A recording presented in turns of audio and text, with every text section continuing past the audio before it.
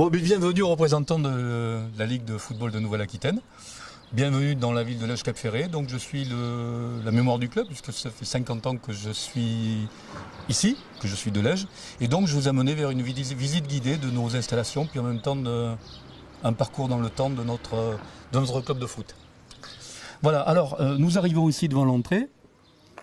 Une entrée qui date des années 50 et qui est marquée par le nom de Louis Goubet, qui est l'ancien maire de Lège et qui fut le fondateur de l'Union sportive légeoise.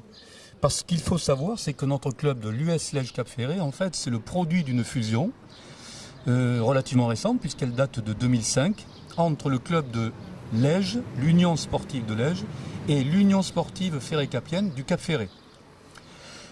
Une division qui remonte à l'après-guerre, alors que la commune n'était pas encore unifiée. La commune était séparée en deux, la moitié de la presqu'île appartenant à la commune de Lège et l'autre moitié à la commune de Lateste. Il y avait donc deux clubs de football. Je ne reviens pas sur les prémices parce qu'il y a d'autres prémices avant, mais ça sera pour une autre histoire. Et en 1976, les deux parties ont été jumelées, donc la presqu'île ne fait plus qu'une seule commune, la commune de Lège-Cap-Ferré.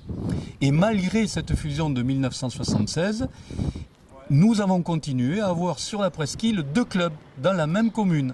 Et il a fallu attendre 2005 pour qu'à l'initiative des présidents des deux clubs, mais aussi surtout du maire qui voulait faire des économies, arriver à la fusion de l'US Lège-Cap-Ferré, dont j'ai été évidemment sans orgueil, un des pères, puisque j'étais absolument favorable à cette fusion. Surtout à notre époque, on ne pouvait pas concevoir que des enfants d'une même commune jouent au football dans deux clubs différents. Donc, le stade porte le nom du créateur de l'Union sportive de Lège. Alors, nous entrons. Voilà, donc nous sommes maintenant à l'intérieur du stade. Un stade situé, comme vous le voyez, à l'ombre du clocher, sur un lieu qui a toujours été le même, depuis la fondation en 1947. C'était d'ailleurs un cantonnement des Allemands pendant la Seconde Guerre mondiale. Et on en voit un petit reste là-bas, puisque vous voyez après les tribunes, vous avez un bunker. Donc notre stade s'est petit à petit élargi et on a aujourd'hui un grand complexe, puisque nous avons deux terrains supplémentaires qui datent des années 80-90, dont l'un récemment a été transformé en synthétique. Voilà, alors aujourd'hui, à l'occasion de la venue des Girondins, nous organisons une petite fête, le comité de la commission d'animation, avec donc au menu une soirée moule frites. Alors je vais vous présenter quelques-uns des bénévoles qui ont l'habitude, parce que tous les ans ils officient à ce qui est la grande fête de notre club, la fête de l'herbe sur la presqu'île. Voilà. Alors nous avons notre ingénieur en chef Michel Couvidou, spécialiste frites, avec sa femme. Pili, grande spécialiste.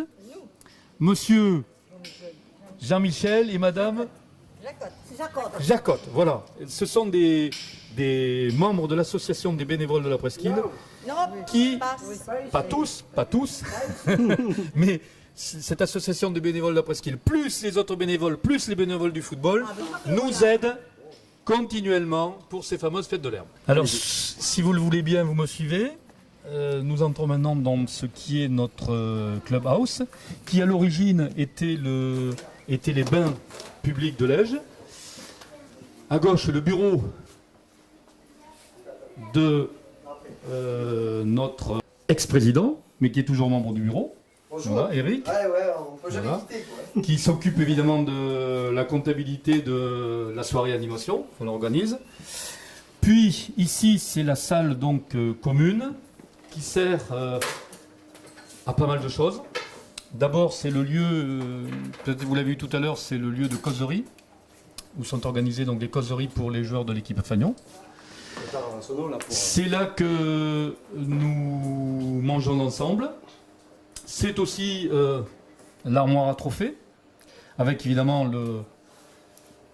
l'extraordinaire Coupe d'Aquitaine que nous avons gagné pour sa dernière édition. Et le lieu où sont affichés aussi notre partenariat avec l'association sportive de Saint-Étienne.